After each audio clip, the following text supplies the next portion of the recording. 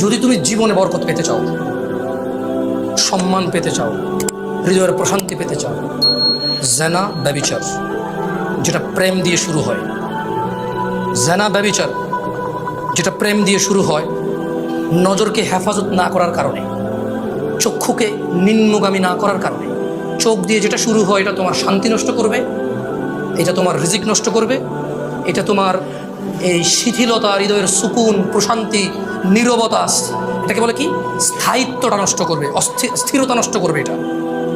ছোট ভাই, তোমার প্রতি আমার নসিহত, তুমি কে নীল পড়ছে, লাল পড়ছে, কে ছোট পড়ছে, কে বড় পড়ছে, তুমি এগুলো মেজারমেন্ট করার দরকার নাই।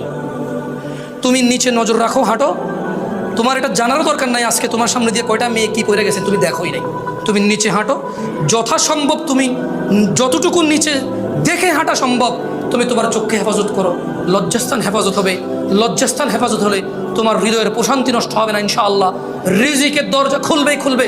আল্লাহ তোমার জন্য যে হালাল ব্যবস্থা রেখেছে, শোনাতে পারবো না। একটা ছেলে 18 বছর বয়সে কিন্তু জেনা করে নাকি করে না, কিন্তু যদি ও জেনায় না যেত ওর হয়তো আল্লাহ হালাল ব্যবস্থাই করতে।